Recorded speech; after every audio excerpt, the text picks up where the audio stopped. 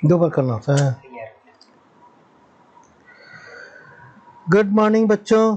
तो पिछले सेशन में हमने पढ़ा था कि इक्विवेलेंट रेजिस्टेंस अगर सीरीज सर्किट है तो उसको कैसे करेंगे, वो हमने देख लिया था।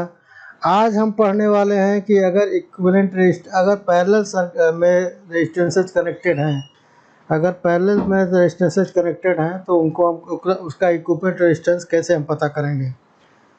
तो पहले इसका एक हमको पता है कि पैरेलल रेजिस्टेंस कैसे बनता है। हमें पता है कि पैरेलल रेजिस्टेंस बनाने के लिए हम क्या करते हैं कि कोई भी रेजिस्टेंस का एक एंड और दूसरा रेजिस्टेंस का भी वही एंड और तीसरे रेजिस्टेंस का भी वही एंड, ठीक है। इन तीनों को अगर हम एक साथ जोड़ दें और दूसरे साइड के तीनों को एक साथ जोड़ दें और फिर इनसे जो हम अगर पोटेंशियल डिफरेंस लगा दें इनके अक्रॉस, तो ये जो कॉम्बिनेशन होगा वो पैरेलल रेजिस्टेंस का होगा।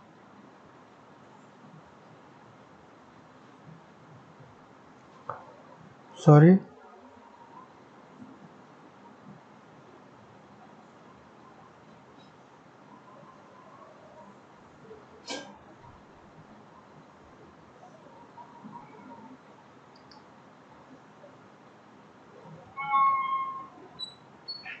ठीक है। तो ये कॉम्बिनेशन हमारा पैरेलल रेजिस्टेंस को, तो ये समझ लें कि जब दो या दो से अधिक रेजिस्टेंस को हम दोनों रेजिस्टेंस का दोनों एक एंड एक ही तरफ जो एक साथ जोड़ दें और दूसरे एंड दोनों तीनों को एक साथ जोड़ दें और इनको एक पोटेंशियल डिफरेंस के अक्रॉस कनेक्ट कर दें, तो इस कनेक्शन को हम बोलेंगे पैरेलल कनेक्शन।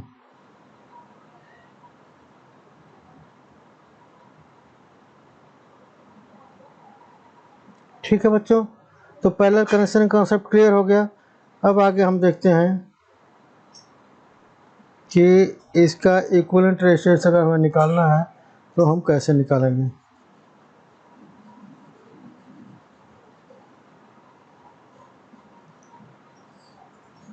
तो उसको इक्विवेलेंट रेजिस्टेंस निकालने के लिए पहले हमें एक सर्किट डायग्राम बनाना होगा और सर्किट डायग्राम में जैसा कि हम सीरीज रेजिस्टेंसेज के कॉम्बिनेशन के साथ किए थे वैसे ही हम पैरेलल रेजिस्टेंस के कॉम्बिनेशन के साथ भी करेंगे।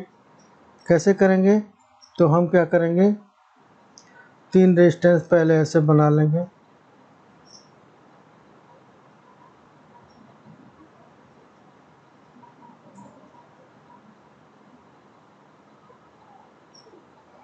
फिर इन तीनों को हम एक साथ कनेक्ट कर लेंगे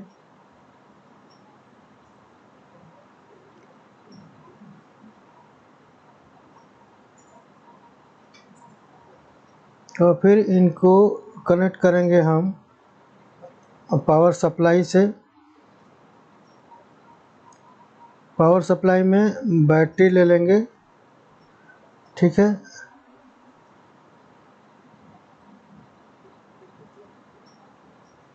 उसके बाद इनके साथ एक स्विच लगा देंगे, ये प्लग की का इंडिकेशन है।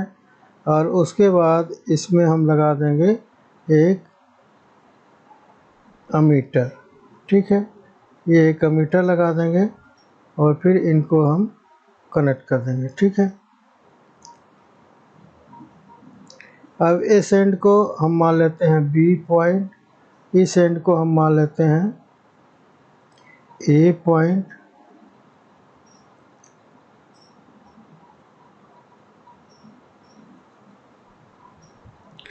अब हम देखते हैं बच्चों कि ये जो पॉइंट है ए और बी, ये पूरी जो बैटरी की वोल्टेज है, ये वोल्टेज अगर वी है तो यहाँ पे पॉइंट ए और बी के बीच में, ये पूरे तीनों के बीच में एक ही वोल्टेज अप्लाई हो रहा है और उस वोल्टेज को अगर हम वी मान लेते हैं तो ये हो जाएगा इनके और इनके बीच में, ये वी वोल्टेज अप्लाई हो गया।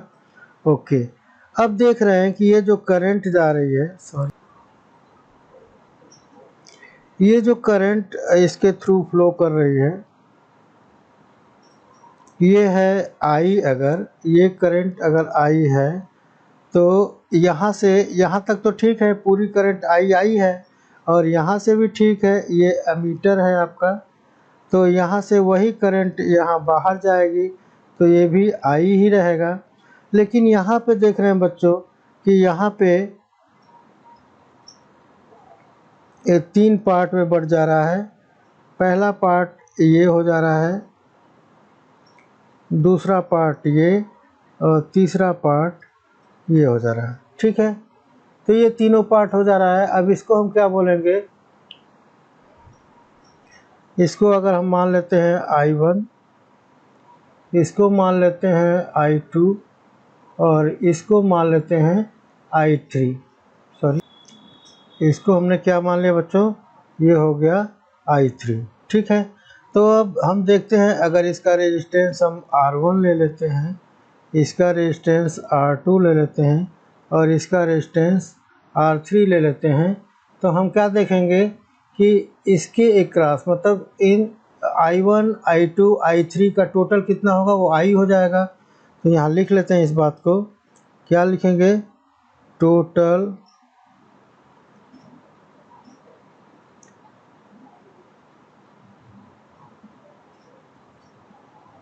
Current I will be equal to I1 plus I2 plus I3।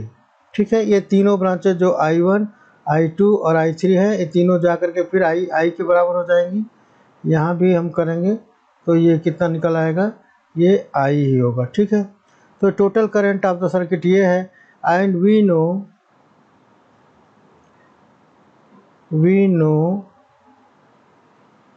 कि I इज इक्वल टू क्या होता है बच्चों, ये होता है V/R। ये क्यों होता है, OHMS, ओम्स लॉ के हिसाब से, कि जो भी करंट होता है वोल्टेज और रेजिस्टेंस का रेशियो होता है। ठीक है, तो अब यहाँ पे सेम वैल्यू यहाँ रख दें, पुटअप कर देंगे। अब पुटिंग या प्लगिंग अप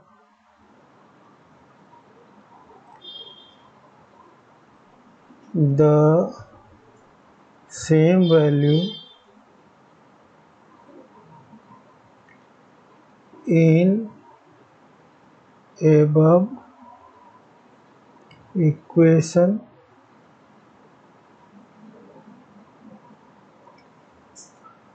कौन सा, ये इक्वेशन 1 लिख लेते हैं इसको।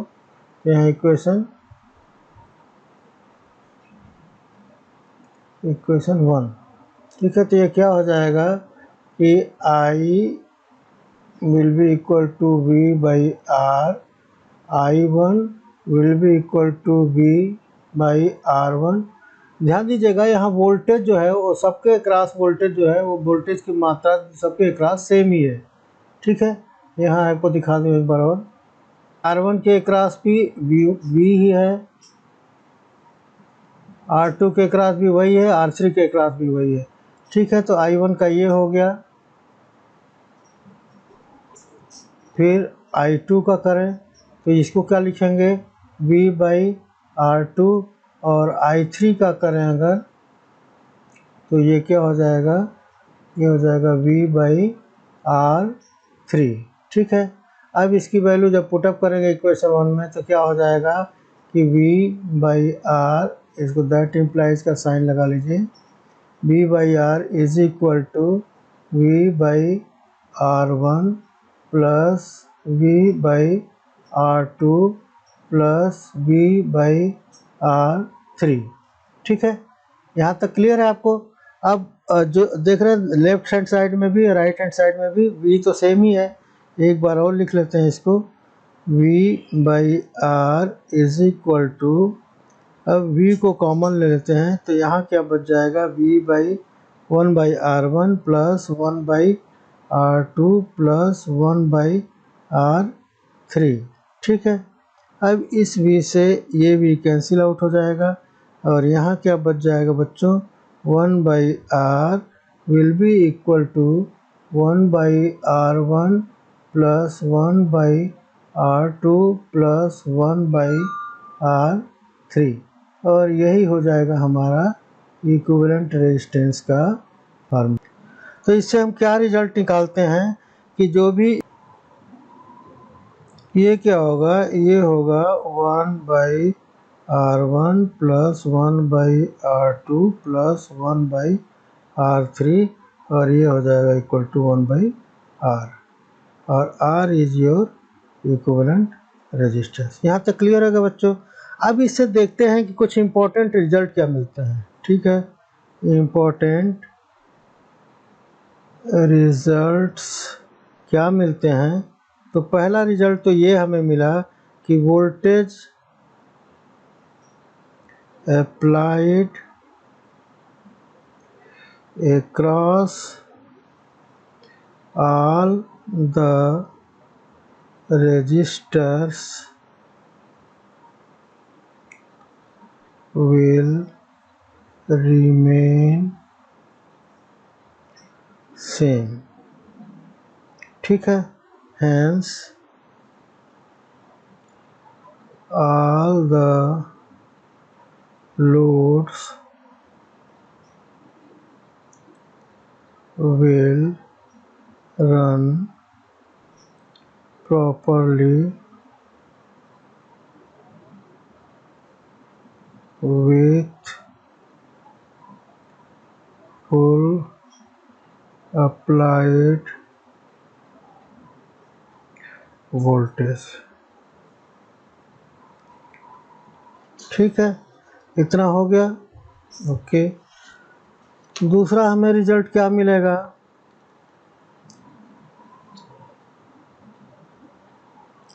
तो दूसरा रेजिस्टेंस मिलेगा कि टोटल करंट जो होगा पैरेलल सर्किट में, अगले पेज में आ जाता है, I will be equal to sum of all the current branches current that is I1 I2 plus I3।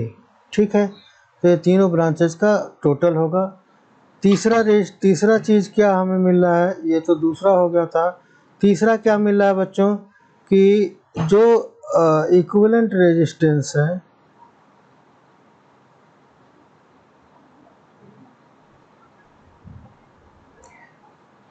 equivalent resistance is sum of all the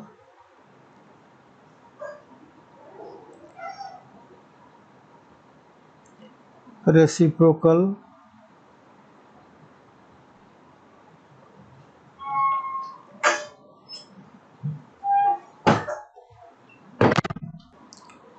of all individual resistances, that is 1/R will be equal to 1/R1 plus 1/R2 plus 1/R3। ठीक है, चौथा क्या हो जाएगा कि each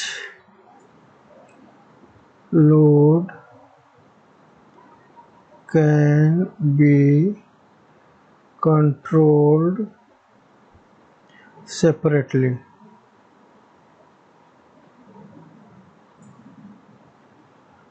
ठीक है, अब सेपरेटली में, अब जैसे यहाँ देख रहे हैं कि ये कौन कौन सा रेजिस्टेंस है, R1 है या R2 है R3 है। तो हम क्या कर सकते हैं कि यहाँ पे एक एक रेजिस्टेंस लगा सकते हैं, यहाँ पे एक स्विच लगा सकते हैं। ठीक है, we can put a switch here also, we can put a separate switch. ठीक है, here also we can put a separate switch. ठीक है, तो अब अगर हम इस स्विच को, मान लीजिए इस स्विच को अगर हम ऑफ कर देते हैं तो केवल ये रेजिस्टेंस या लोड कट ऑफ होगा, बाकी ये दोनों रेजिस्टेंस ये चलते रहेंगे, बाकी ये दोनों लोड कनेक्टेड रहेंगे।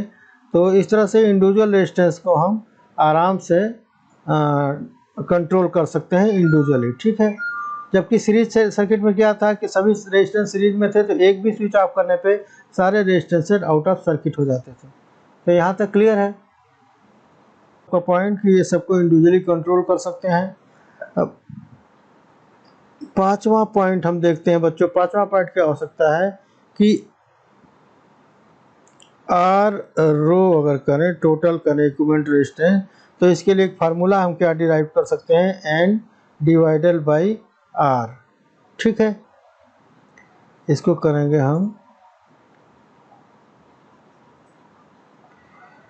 1/r रो is equal to 1, this one हो गया n/r, या हम कह सकते हैं और क्या करेंगे कि रो आर रो यानी इक्विवेलेंट रेजिस्टेंस क्या हो जाएगा, तो ये हो जाएगा r डिवाइडेड बाई n। जितने हमारे सर्किट में रेजिस्टेंसेज होंगे, ठीक है, इसको n is equal to number of resistances.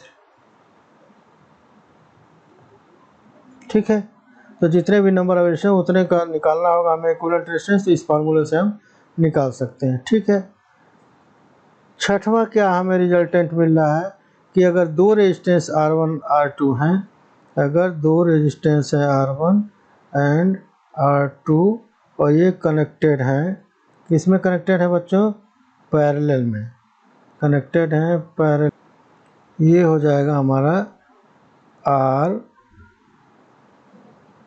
Row will be equal to R1 R2 divided by R1 plus R2।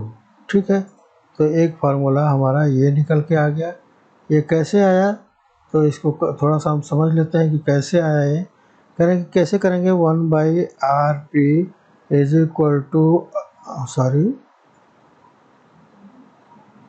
1/RP का क्या लिखेंगे हम, 1/R1 प्लस 1/R2। अब इनका एलसीएम लेंगे हम, ये क्या हो जाएगा, R1 R2, और ऊपर क्या हो जाएगा, इधर हो जाएगा R2 plus R1, and that implies ये क्या हो जाएगा कि R रो मतलब equivalent resistance will be equal to, ये हो जाएगा, ये उल्टा हो जाएगा, नीचे का ऊपर चला जाएगा, R1 R2 divided by R2 plus R1।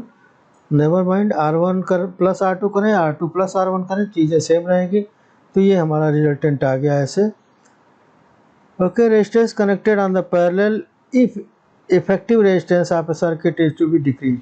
अगर किसी भी सर्किट में if any circuit effective resistance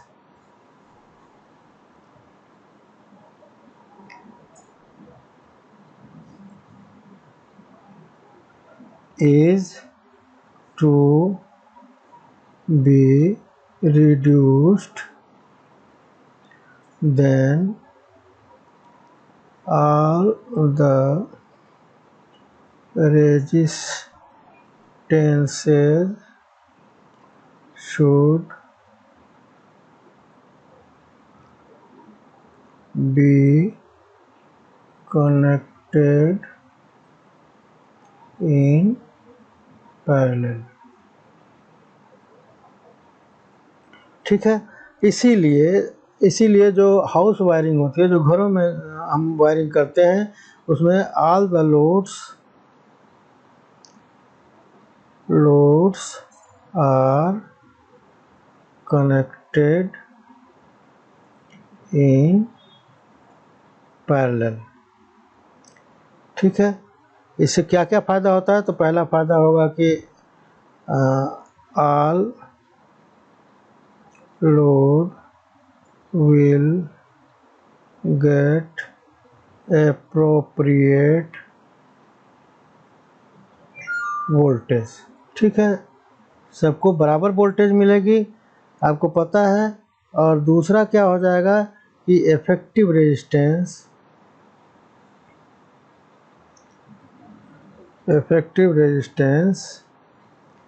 will be lower than any individual resistance. ठीक है। तो इसीलिए हमारे जो हाउस वायरिंग है उसमें जो भी कनेक्शन दिया जाता है वो सब पैरेलल में दिया जाता है। ठीक है, तो एडवांटेज आपको पता चल गया पैरेलल सप्लाई का। ठीक है, एक बार फिर से समराइज करते हैं। पैरेलल अरेंजमेंट में equivalent resistance of circuit is reduce and we can draw more current from the voltage supply. जब रेजिस्टेंस आपका रिड्यूस हो जाएगा देन हमको पता है कि करंट क्या होता है, तो ये होता है V/R, और R जब कम हो गया देन इफेक्टिव करंट क्या हो जाएगा, इफेक्टिव करंट विल इंक्रीज। ठीक है, जब कोई भी वैल्यू होती है उसका अगर फ्रैक्शनल वैल्यू में फ्रैक्शन क्वांटिटी में अगर डिनोमिनेटर को की वैल्यू को कम कर देंगे तो टोटल वैल्यू बढ़ जाएगी, और अगर न्यूमरेटर को वैल्यू को कम करेंगे तो टोटल वैल्यू घट जाएगी। तो ये हमको जनरल कॉन्सेप्ट पता है मैथ का, तो उसके हिसाब से इसको हम कर सकते हैं। रहा हमारा अरेंजमेंट पैरेलल सर्किट का। अब एक एग्जांपल लेकर के इसको हम इसका न्यूमेरिकल लेकर के इसको हम समझ लेते हैं कि कैसे ये काम करता है। ठीक है, तो अब हम क्या करते हैं, एक एग्जांपल लेते हैं। एग्जांपल क्वेश्चन ले लेते हैं, बल्कि क्वेश्चन ले लेते हैं, क्वेश्चन 1 ले लेते हैं। ठीक है, और इसको हम अलग कलर ले लेते हैं। क्वेश्चन में क्या दिया हुआ है कि 3 रजिस्टर्स, ठीक है, R1, R2 and R3 are connected in parallel। ठीक है, कनेक्टेड इन पैरेलल कॉम्बिनेशन।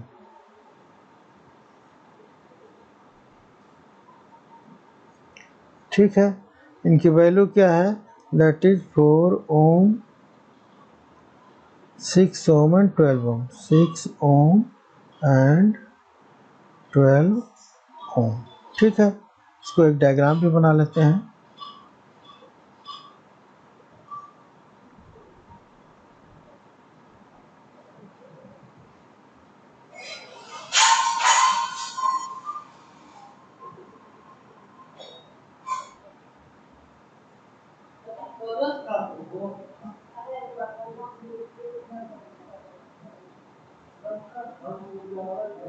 अब ये क्या कह रहा है, ये एक अमीटर कनेक्ट कर देते हैं।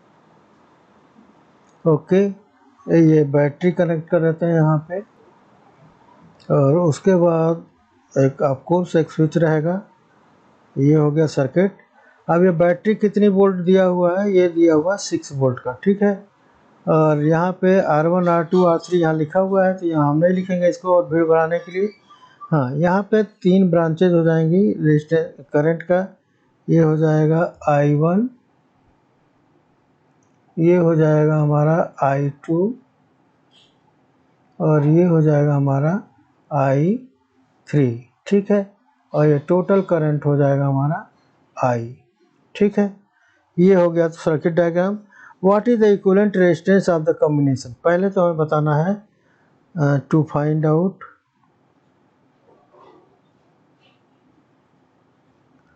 क्या पता करना है, आर रो।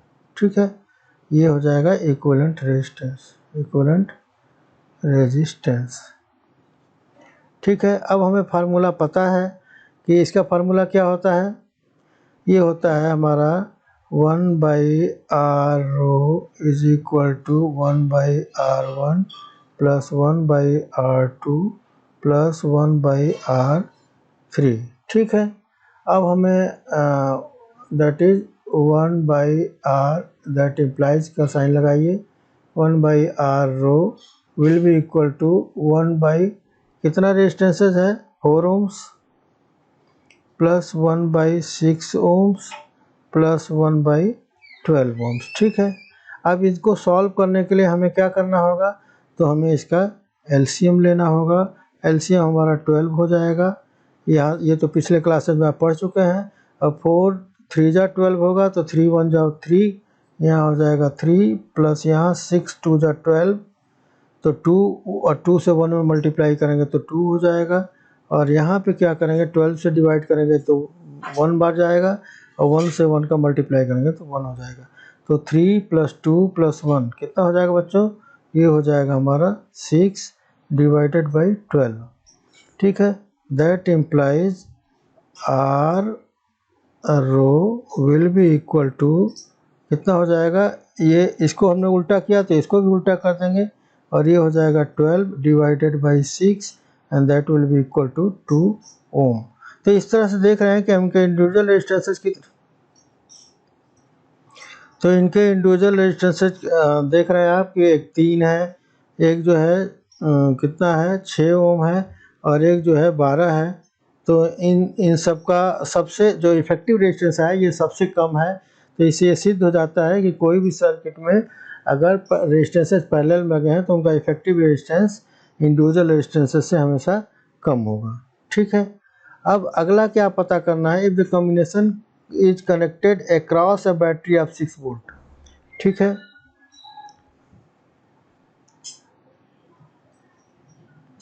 अगला क्या बोला है कि कॉम्बिनेशन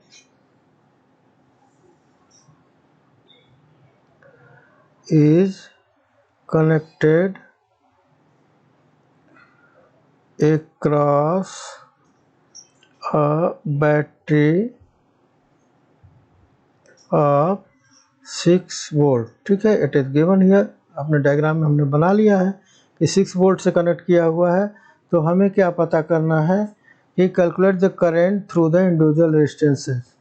ठीक है, तो अब हमें पता करना है I1, और I1 का हमें पता है क्या होता है V/R1, और V का आता है 6 वोल्ट है, और R1 कितना है बच्चों, तो R1 है हमारा 4 ओम्स। तो ये हो जाएगा हमारा 3/2 and that is equal to 1.5 amps. ये क्लियर हुआ बच्चों? ओके, अगले पेज पे जाते हैं हम।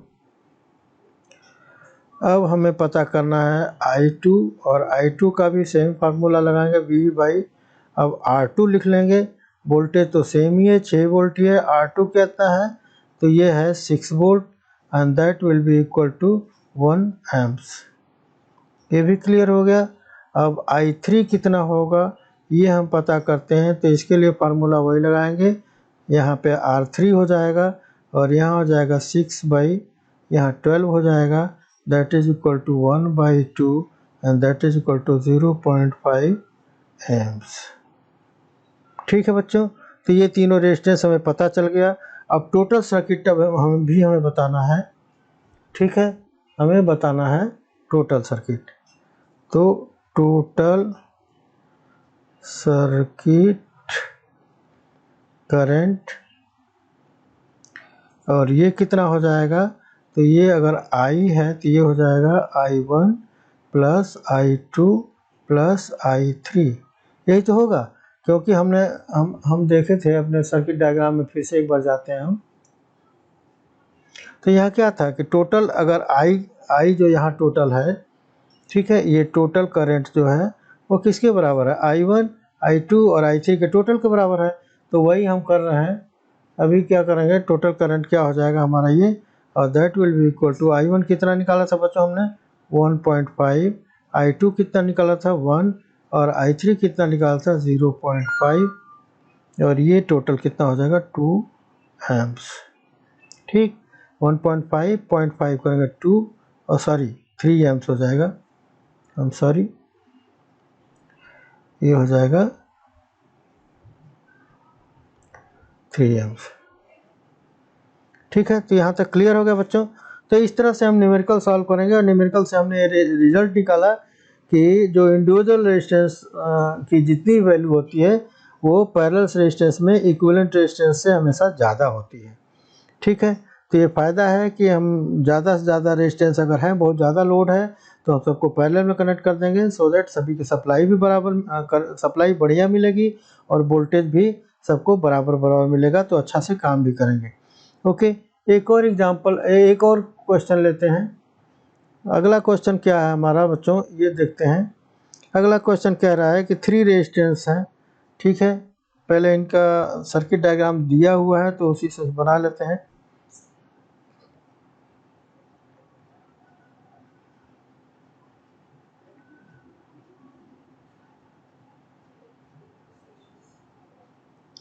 ठीक है, ये पॉइंट है, ये है पॉइंट ए और ये है पॉइंट बी, ठीक है। ओके, अब क्या करेंगे, दूसरा इन्होंने किया है, यहाँ से लिया है एक तो, यहाँ से लेकर के और एक रेजिस्टेंस लगाया है, उसके बाद इसको नीचे से ला करके और यहाँ से ला करके और लास्ट में जोड़ दिया है, यहाँ से जोड़ दिया है, ठीक है। उसके बाद क्या किया है इन्होंने, यहाँ से लिया है एक और यहाँ से एक रेजिस्टेंस लगाया है और इसको जो है इसी में जोड़ दिया है, ठीक है। अब R1 अब यहाँ दिया हुआ है, ये है 12, यहाँ लिख लेते हैं। R1 is equal to 12 ohm, R2 is equal to 15 ohm and R3 is equal to 20 ohm। अब ये कहाँ है, तो ये है R1, ये है R2 और ये है R3। पहले तो ये बताइए, आप कमेंट बॉक्स में कमेंट करके बताइए कि ये तीनों रेजिस्टेंस का कनेक्शन कैसा है, सीरीज है या पैरेलल है। एक बार फिर सोचिए, ए और बी में अक्रॉस 3 रेजिस्टेंस कनेक्टेड हैं, ये whether they are connected in series or connected in parallel. Yes, very good. मतलब क्या है, देखिए इसका ये R1, R2, R3, R1 का एक पॉइंट ये, R2 का ये पॉइंट भी यहीं से कनेक्टेड है और R3 का ये पॉइंट भी यहीं से कनेक्टेड है, ठीक है। और दूसरा एंड दोनों तरफ को तीनों का एक साथ मिल करके और बी से कनेक्टेड है, ठीक है। तो it means R1, R2 and R3 are a parallel connection,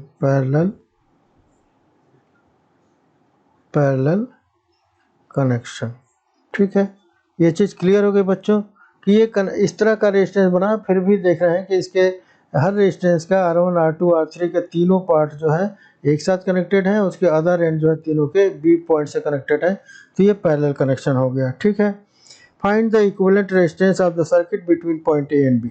अब इसका इक्विवेलेंट रेजिस्टेंस बहुत आसान है, क्या करेंगे, फार्मूला हमारा पता है, 1/R रो कर लेंगे is equal to 1/R1 plus 1/R2 plus 1/R, 1/R तो रहेगा, R रो तो रहेगा ही, यहाँ हो जाएगा 1/R1 कितना है, तो ये है 12 ओम, प्लस 1/R2 कितना है 15 ओम्स, और ये 1/R3 कितना है बाबू 20 ओम्स, ठीक है। यहाँ तक क्लियर है, किसी को कोई डाउट तो नहीं है। अब यहाँ पे हम क्या करेंगे, यहाँ पे एलसीएम ले लेंगे और एलसीएम कितना हो जाएगा बच्चों, तो ये एलसीएम हो जाएगा 60, ठीक 60 हो जाएगा। अब 12 से इसमें 60 में डिवाइड करेंगे तो कितनी बार जाएगा, 5 बार, तो ओके ठीक है। तो ये हो जाएगा 5 प्लस इसमें 15 में 15 से करेंगे तो 4 टाइम्स, तो यहाँ 4 रह जाएगा क्योंकि ऊपर 1 1 ही है, तो 1 1 टाइम ही मल्टीप्लाई करना है, और ये 3 टाइम्स जाएगा 20 से, तो यहाँ हो जाएगा 3। ये टोटल कितना हो जाएगा बच्चों, तो ये हो जाएगा 5 4 9 3 12, ये हो जाएगा 12/60, 12 हो गया, ठीक है बच्चों। यहाँ तक तो कोई किसी को डाउट तो नहीं है।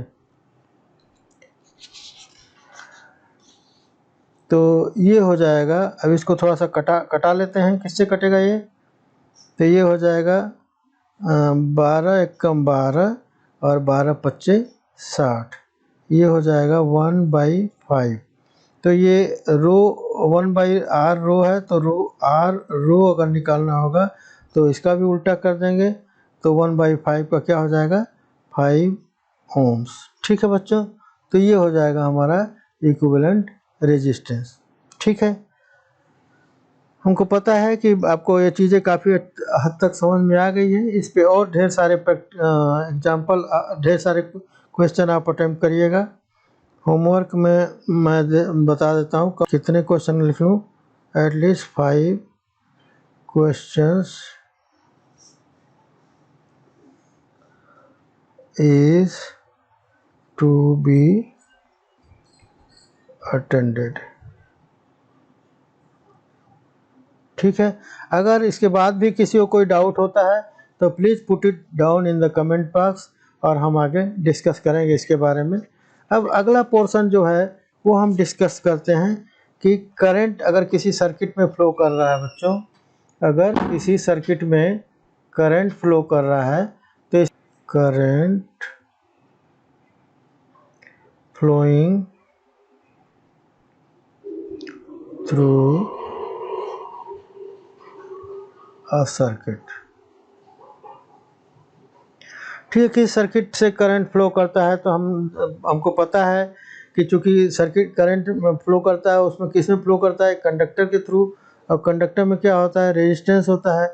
तो जब ये करंट फ्लो करेगा, ये जब कोई भी करंट फ्लो करेगा और जब भी ये वोल्टेज हम अप्लाई करेंगे, ठीक है, ये वोल्टेज अप्लाई कर रहे हैं तो ये क्या होगा, रेजिस्टेंस का क्या है कि ये करंट के फ्लो में ऑब्स्ट्रक्शन क्रिएट करता है। ठीक है, तो ऑब्स्ट्रक्शन क्रिएट करेगा तो उससे क्या होगा कि उसमें हीट जनरेट होगा। ठीक है बच्चों, तो कोई भी रेजिस्टेंस के थ्रू अगर करंट हम फ्लो करते हैं तो उसमें हीट जनरेट होता है। किसी भी रेजिस्टेंस के थ्रू अगर हम करंट फ्लो करेंगे तो ये जनरेट करेगा क्या चीज़, हीट जनरेट करेगा। और इस हीट जनरेट करने का कारण क्या होता है, क्योंकि जब ये जैसे मान लो ये आपका कंडक्टर है, ठीक है, इसमें ढेर सारे इलेक्ट्रॉन हैं, इसमें इलेक्ट्रॉन हैं, ढेर सारे प्रोटॉन भी हैं। ठीक है, तो यहाँ एटम्स भी हैं वो सारे। तो जब ये इलेक्ट्रॉन, करंट क्या होता है, इलेक्ट्रॉन का मूव करना, तो करंट इलेक्ट्रॉन जब मूव करता है तो ये ड्रिफ्ट वेलोसिटी से मूव करता है और ये टकराता है, कभी इस एटम से टकराएगा, कभी इधर जाएगा, कभी इधर जाएगा, कभी उधर जाएगा, कभी इधर जाएगा, कभी इधर जाएगा। तो इससे क्या होता है कि उसमें हीट पैदा हो जाती है। ठीक है, और जब हीट पैदा होती है तो इसी को बोलते हैं heating effect of the circuit. ठीक है, heating effect due to flow of current. ठीक है, अब ये हीटिंग इफेक्ट क्या होता है, हमको ये पता है कि W जो वर्क डन होता है, वर्क डन वो क्या होता है, कितना वोल्टेज अप्लाई कर रहे हैं उसके एप्लीकेशन से कितने चार्ज फ्लो कर रहे हैं। जो भी वोल्टेज अप्लाई कर रहे हैं, इसको W लिख दीजिए, जो वोल्टेज अप्लाई कर रहे हैं उसके कारण कितना चार्ज फ्लो हो रहा है, इन दोनों का प्रोडक्ट निकालेंगे तो हमें पता चल जाए कि वर्क डन क्या हो रहा है। ठीक है, अब इसको और भी कर सकते हैं, V का V रखेंगे, Q का हमें पता है, Q बराबर क्या होता है, we know Q is equal to I into T. I is current और T इज द टाइम, क्योंकि कोई भी करंट कितने समय तक फ्लो कर रहा है तो वही तो पता चलेगा कितने चार्जेस फ्लो हो गए। तो यहाँ पे Q की जगह हम I इंटू टी लिख सकते हैं। लिख सकते हैं कि नहीं लिख सकते, लिख सकते हैं। अच्छा, और यही तो वर्क डन होता है, वर्क डन ही तो एनर्जी होता है। ठीक है, इलेक्ट्रिकल एनर्जी की बात करें तो यही तो होगा, जो वर्क डन करेंगे वही इलेक्ट्रिकल एनर्जी के रूप में खर्च होगा। और ये एनर्जी को हम क्या लिख सकते हैं, VI इंटू टी। ठीक है, यहाँ तक लिख सकते हैं। यहाँ एक चीज़ ध्यान रखिएगा, यहाँ जो I लिखते हैं कैपिटल I लिखना है। ठीक है, जब भी करंट लिखते हैं कैपिटल I में लिखते हैं। ठीक है, टाइम जो है स्मॉल t से लिखते हैं, तो VIT हो गया। ठीक है, तो अब ये जो एनर्जी हमारी खर्च हो रही है काम करने में, यही तो हीट के रूप में डेवलप होगी। ठीक है, तो ये हो जाएगा हमारा एनर्जी जो खर्च हुआ, that is work done, and that will be equal to V into I into T. ठीक है, ये हो जाएगा फार्मूला हमारा। अब अगर ओम्स लॉ लगा देते हैं बच्चों, अगर ओम्स लॉ में भी क्या होता है, V is equal to I R हो जाता है। ये होता है किसके चक्कर में, ओम्स लॉ, ठीक है। ओम्स का जो लॉ होता है उसके वो क्या कहता है कि voltage across any resistance is equal to the directly proportional current supply, ठीक है। तो ये हो जाता है V equal to I R, ये ओम्स लॉ है। और ये वैल्यू रख देते हैं V की जगह पे, तो H बराबर क्या हो जाएगा, I R into I into T, that is equal to I square हो गया, I square R into T. तो ये भी एक फार्मूला है हीट का, ठीक है, ओके। अब यहाँ पे करंट की जगह पे अगर हम लिख दें, अगर यही ओम्स फार्मूला में अगर आई की वैल्यू लिखें, आई ओम्स लॉ के हिसाब से क्या होगा, V बाई आर हो जाएगा। तो यहाँ पे आई की जगह पे H इज इक्वल टू क्या हो जाएगा, आई की जगह पे हम क्या लिख लेंगे बाबू, V बाई आर, और V चूँकि आई स्क्वायर है तो V square by R square into R into T. अब ये R जो है वो स्क्वायर से कैंसिल आउट हो जाएगा, और ये हो जाएगा हमारा V square T divided by R, ठीक है, V स्क्वायर इंटू टी, ठीक है, V square T divided by R, ठीक है। तो इस तरह से हमने देखा कि हीट निकालने के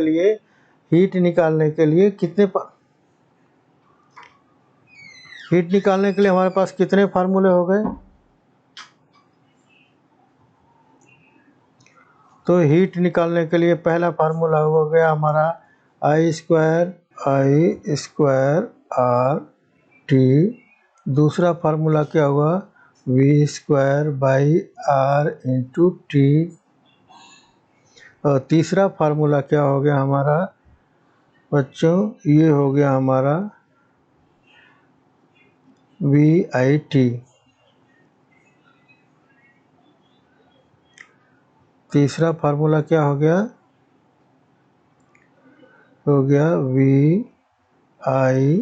VIT, ठीक है। तो ये 3 फार्मूले हैं, और जैसा जो चीज़ें हमारे पास पता हो उसके हिसाब से इनकी वैल्यू पुटअप करके और हम heat produced in a conductor,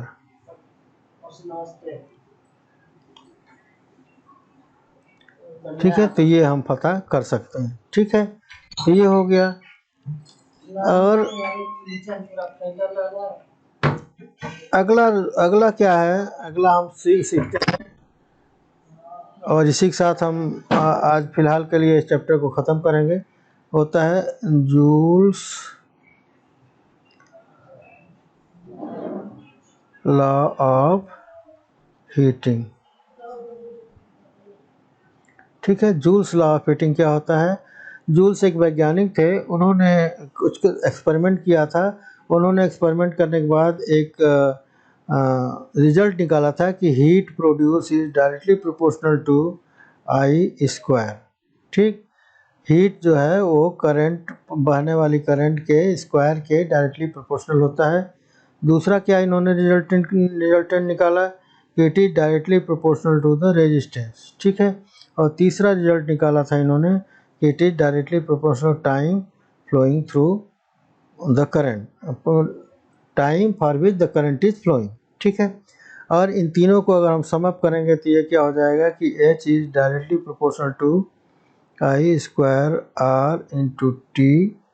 और इसका प्रोपोर्शनलिटी का अगर साइन हटाना है हमें, चलिए रहने देते हैं, प्रोपोर्शनलिटी का साइन नहीं निकालते, क्योंकि जूल्स के हिसाब से ये इतना ही था कि H is directly proportional to I square R T. और इसको हम बोलते हैं जूल्स लॉ ऑफ हीटिंग, क्या बोलते हैं, जूल्स लॉ ऑफ हीटिंग। और हीट की SI यूनिट की बात करें अगर हम, SI यूनिट, तो ये क्या होगी बच्चों, तो ये हो जाएगी हमारी जूल्स, ठीक है, जूल्स होगी। और इसको हम शॉर्ट फॉर्म में J लिखते हैं, कैपिटल J से लिखते हैं, ठीक है। अब इस हीटिंग इफेक्ट का हमारा प्रैक्टिकल यूजेज क्या होता है, प्रैक्टिकल एप्लीकेशंस ये आप लिख के रख लें तो ठीक है। इलेक्ट्रिक आयरन सब घरों में यूज करते हैं कपड़ा प्रेस करने के लिए। दूसरा लिख लेते हैं इलेक्ट्रिक ओवन, ओवन खाना को गर्म रखने के लिए। तीसरा होता है हम इंडक्शन, हटा देते हैं। और क्या यूज कर सकते हैं हम, geyser, yes of course, GYSERS geysers, पानी गर्म करने के लिए, नहाने के लिए, बाथरूम में यूज करते हैं। Toasters, yes of course, toaster use करते हैं। ठीक है, तो ये सारे ढेर सारे अप्लायंसेज हैं। तो इसका हीटिंग इफेक्ट का लिए ये भी यूज करते हैं। हाँ, ये ऑफ कोर्स इलेक्ट्रिक बल्ब में भी यूज करते हैं, इलेक्ट्रिक बल्ब यूज करते हैं। ठीक है, ये बल्ब में टंगस्टन था, जैसे ये बल्ब का फिलामेंट मैं केवल बना देता हूँ, तो ये टंगस्टन होता है। लेकिन टंगस्टन तार को अगर खुला यूज करेंगे आप, ठीक है, इधर पॉजिटिव हो गया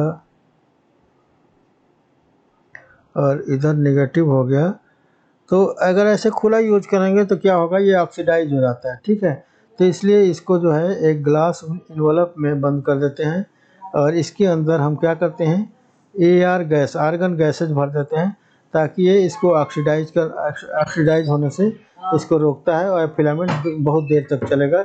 अगर ये गैस नहीं रहेगी तो क्या होगा, ये ऑक्सीडाइज होकर के ब्लो अप हो जाएगा। ठीक है, कार्बन बन जाएगा, ख़त्म हो जाएगा। ठीक है, तो ये रहा हमारा इलेक्ट्रिकल के हीटिंग इफेक्ट के कुछ यूज। ठीक है,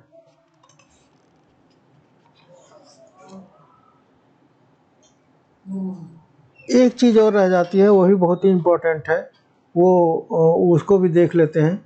ये क्या है हमारा कि सेफ्टी डिवाइसेस, सेफ्टी डिवाइसेस, और इसमें स्पेशली जो यूज करते हैं वो हम करते हैं फ्यूज़। ठीक है, जब यहाँ से बिजली आती है तो यहाँ पे हम लगाते हैं एक फ्यूज़ यूनिट। ठीक है, और उसके बाद ये घरों में जाता है हमारा सप्लाई। ये मान लीजिए हमारा घर है,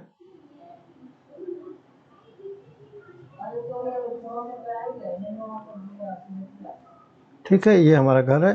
तो घर में जब हम पावर सप्लाई यहाँ से लेते हैं तो यहाँ हो जाता है लाइन, यहाँ हो जाता है न्यूट्रल। तो ये फ्यूज जो है नॉर्मली लाइन में लगाते हैं, और इससे क्या होता है कि जब मान लीजिए अचानक यहाँ वोल्टेज जो है ये वेरी करता है, अगर तो वेरी करता है तो कभी कभी क्या होता है कि अचानक वोल्टेज बहुत तेज़ आ जाता है, और अगर वो वोल्टेज सीधा हमारे घरों में अगर सप्लाई कर दें तो घरों के इक्विपमेंट ख़राब हो सकते हैं। तो इसलिए बीच में एक फ्यूज यूनिट लगाते हैं। फ्यूजिंग यूनिट में लो मेल्टिंग पॉइंट का,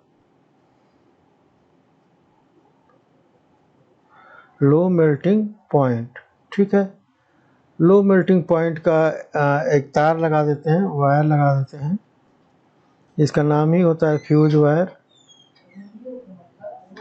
ठीक है, तो ये लो मेल्टिंग पॉइंट का इसलिए लगाते हैं कि जैसे इसमें करंट, जैसे वोल्टेज बढ़ेगा तो करंट भी बढ़ेगी, करंट बढ़ेगा तो ये हीटअप होकर के और मेल्ट हो जाएगा, क्योंकि इसका मेल्टिंग पॉइंट लो है, तो मेल्ट हो जाएगा और ये सर्किट यहीं पे से मेल्ट होगा, ये सर्किट यहीं से ब्रेक हो जाएगी और आगे की सप्लाई कट ऑफ हो जाएगी और हमारा इक्विपमेंट जो है वो सेफ रहेगा। तो ये एक सेफ्टी डिवाइस के रूप में यूज होता है। अब इसकी डेफिनेशन अगर लिखना है फ्यूज का तो क्या लिखेंगे, it is the weakest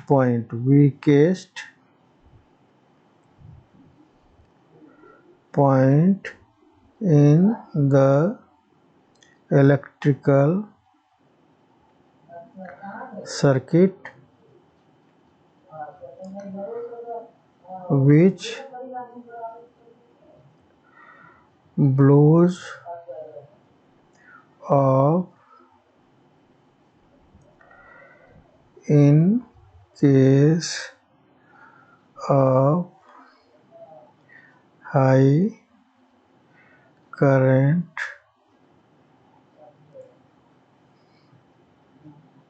then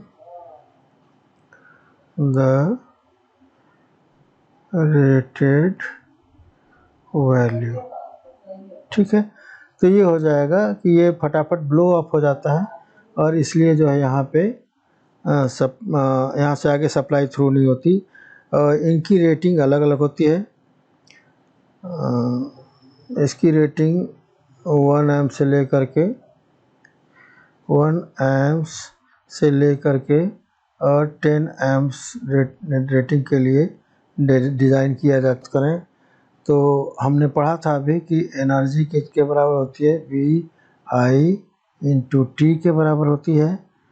that is equal to, हमने क्या और पढ़ा था, I²RT और क्या पढ़ा था, B²/R×T। ठीक है, तो ये पढ़ा था हमने और यही तो हमने देखा था। अब पावर क्या होता है, पावर की अगर बात करें तो ये हो जाता है हमारा capacity of doing work, capacity of doing work. और इसको कैसे नापते हैं, अब जैसे हम बोलें कि ये आदमी जो है 10 किलो वज़न उठा रहता है, एक आदमी 20 किलो वज़न उठा रहता है, उसको उठा के इतने देर चल सकता है। तो मतलब क्या है कि यूनिट टाइम में, ठीक है, इन यूनिट टाइम। इसका मतलब क्या हुआ कि जो भी ऊपर हमने फार्मूला रहता तो ये हो जाएगा W/T, कितना टाइम में है, तो ये बराबर हो जाएगा that is equal to P, और P बराबर क्या हो जाएगा हमारा, तो ये हो जाएगा I²RT/T that is equal to I²R। और दूसरा क्या हो जाएगा, दूसरा हो जाएगा V²/R×T again divided by T, ये कैंसिल हो जाएगा, that is equal to V²/R। और तीसरा फार्मूले के हिसाब से क्या हो जाएगा हमारा, VI/T डिवाइडेड बाई T, ये कट जाएगा, that will be equal to V/I। ठीक, तो जनरली हम पावर के लिए स्टैंडर्ड जो लिखते हैं वो यही लिखते हैं कि voltage, it is product of voltage and current. ठीक है, that is known as a power. ठीक है, तो ये चीज़ ध्यान रखना है। अब इसमें से जो भी तीर दिया हो वो तीनों में से उसके हिसाब से हम फार्मूला लगा करके हम पावर को कैलकुलेट कर सकते हैं। ठीक है, SI यूनिट ऑफ पावर की अगर बात करें तो SI यूनिट पावर का क्या होता है बच्चों, तो ये होता है वाट। ठीक है, SI यूनिट पावर का क्या होता है, वाट होता है। और वाट को कैसे हम करेंगे, तो वोल्टेज अगर 1 वोल्ट है, करंट अगर 1 एम्प्स फ्लो कर रहा है, तो जो पावर होगा वो 1 वाट हो जाएगा। ठीक है, अगर किसी भी सर्किट के में 1 वोल्टेज डिफरेंस अप्लाई करने पे 1 एम्प्स करंट फ्लो करता है, तो जो भी पावर कंज्यूम होगा that will be known as 1 watt. ठीक है, तो यहाँ तक क्लियर हो गया। ओके, और इसकी और लार्जर यूनिट की बात करें तो इसकी लार्जर यूनिट होगी kilowatt. Kilowatt that is equal to 10⁻³ watt हो जाएगा। किलो हमको पता है कि 1000 वाट बराबर 1 किलोवाट हो जाता है। 1000 से मल्टीप्लाई करते हैं तो किलो में बदल जाता है, कोई भी यूनिट हो, चाहे ग्राम होगा तो 1000 से मल्टीप्लाई करें किलोग्राम में हो जाएगा, मीटर होगा तो 1000 से मल्टीप्लाई करेंगे तो किलोमीटर हो जाएगा। तो वैसे ही किलोवाट जो है 1000 से मल्टीप्लाई करेंगे तो किलोवाट हो जाएगा। और किलोवाट में जब हम टाइम का मल्टीप्लाई कर दें, अगर हम एनर्जी की बात करें, यहाँ पे क्या था एनर्जी में, वर्क में, टाइम में, सॉरी पावर में हमने क्या किया था, टाइम माइनस कर ख़त्म कर दिया था।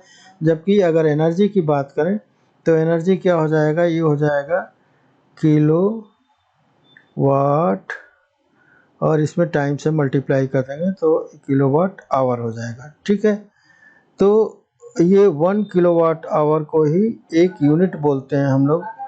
ठीक है, आपने देखा होगा कि जो हमारी पावर सब हमारे जो मीटर की रीडिंग आती है वो आती है किलोवाट में। ठीक है, मीटर की रीडिंग आती है किलोवाट में, और 1 किलोवाट को ही हम क्या कहते हैं, एक यूनिट बोलते हैं। ठीक, तो कितने किलोवाट आप एनर्जी कंज्यूम हुआ आपके घर में, तो उतने यूनिट आपकी सप्लाई होती है, और पर यूनिट के हिसाब से ये आपका रेट होता है। लेकिन अगर इस यूनिट को अगर हम बदलना चाहें कि जूल में बदलना है तो क्या करेंगे, तो किलो के लिए 10 पावर 3 हो जाएगा, और वाट रहेगा ये इंटू सेकेंड के लिए 3600, क्योंकि आवर है, आवर को 1 आवर बराबर क्या हो जाएगा 60, एक आवर में 60 मिनट और एक मिनट में 60 सेकेंड, तो ये हो जाएगा 3600 से मल्टीप्लाई कर देंगे, ठीक है। और हमें पता है कि ये बराबर कितने के हो जाएगा 3.6 इंटू 10⁻6, और इसकी यूनिट क्या हो जाएगी जूल, ठीक है, इतनी यूनिट हो जाएगी। या इसको हम और क्या कह सकते हैं, इसको कहेंगे वाट सेकेंड। तो इस तरह से 1 वाट सेकेंड बराबर क्या हो जाएगा 1 जूल के, ठीक है। तो इस तरह से अगर 1 किलोवाट अगर बात करें 1 किलोवाट आवर, तो ये किसके बराबर हो जाएगा, तो ये हो जाएगा 3.6 इंटू 10⁻6 जूल, ठीक है। तो ये याद रखिएगा, ये इससे रिलेटेड क्वेश्चन जो है न्यूमेरिकल्स आपके एग्जाम में पूछे जाते हैं, ठीक है। एक न्यूमेरिकल इसके ऊपर भी आधारित हम कर ही लेते हैं, ताकि ये पूरा चैप्टर ही लगभग ख़त्म हो जाए, बाकी आप प्रैक्टिकल करते रहिएगा। एक क्वेश्चन है आपका, ये क्वेश्चन है, ये क्या बोल रहा है कि इलेक्ट्रिक बल्ब है जिसका रेटेड है 100 वाट, 100 वाट का एक बल्ब है, ठीक है, और ये 220 वोल्ट सप्लाई पे कनेक्टेड है। तो करंट इसके थ्रू कितना बहेगा फिलामेंट के थ्रू, वो हमें बताना है। क्या बताना है, आई कितना हो जाएगा, और दूसरा क्या बताना है, resistance of filament, resistance of filament when it is glowing full, ठीक है। फुल क्या हो जाएगा, ग्लोइंग विथ फुल ब्रिलियंसी, ठीक है। तो ये हमें बताना है। करंट क्या, हमें फार्मूला हमको पता है क्या होता है, P डिवाइडेड बाई V, क्योंकि अभी हमने लिखा था कि P is equal to V into I, ठीक है। तो यहाँ से P को I को निकालना है, तो क्या करेंगे, P और V जो है इसके नीचे आ जाएगा, तो P बाई V हो जाएगा, ओके।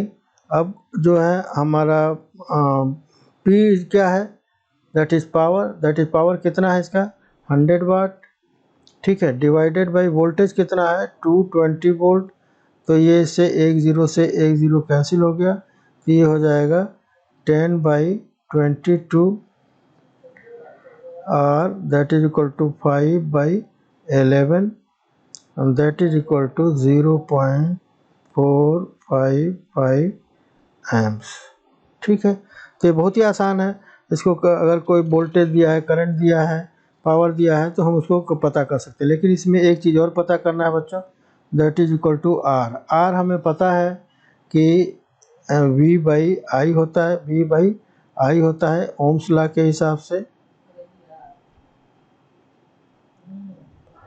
इसको क्या लिखे, वोल्टेज हो गया 220 वोल्ट और करंट कितना हो गया, ये हो गया 5/11, ठीक है।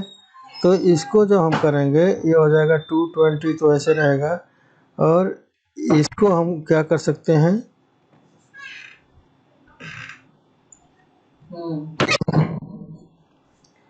इसको हम करेंगे तो 11 ऊपर चला जाएगा और ये 5 नीचे रह जाएगा। अब इसको हम जब करेंगे तो ये 5 से कटा लीजिए इसको, तो ये हो जाएगा 5 4 जा 20 और 5 4 जा 20, और 11 से करेंगे 11 चौक 44, 11 चौक 44 और 4 48, 484, और ये हो जाएगा ओम्स, ठीक है। सॉरी फॉर कैलकुलेशन, तो ये चीज़ ध्यान रखिएगा, ठीक है। 5/11 है तो 5 यही रह जाएगा, 11 ऊपर चला जाएगा, ठीक है। तो यहाँ तक क्लियर हो गया। तो इक्विवेलेंट रेजिस्टेंस भी हम पता कर सकते हैं, ठीक है। एक और क्वेश्चन लेंगे या रहने दें, नहीं एक और क्वेश्चन ले लेते हैं। अगला क्वेश्चन ये है इसका कि एक इलेक्ट्रिक हीटर है जो 5 एम्प्स करंट लेता है, ठीक है। I is equal to 5 amps, ये क्या है आपका हीटर, ठीक है। 5 एम्प्स करंट लेता है और कब कितने पे, 200 वोल्ट पे जब सप्लाई दिया जाता है तो heat develop in the heater in 5 minute. Time दिया हुआ है बच्चों कितना, 5 मिनट, ठीक है। अब हीट का हमें फार्मूला हमने क्या देखा था कि ये हुआ था V I into T. Voltage भी हमें पता है, करंट भी पता है, टाइम भी पता है, तो मल्टीप्लाई सिंपल हो जाएगा।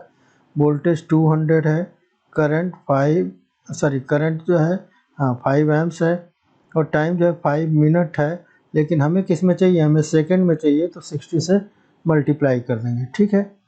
तो ये कितना हो जाएगा, ये हो जाएगा 2 25 10, 1000 हो गया, इंटू 5 6 30, 300 हो गया, और ये हो जाएगा हमारा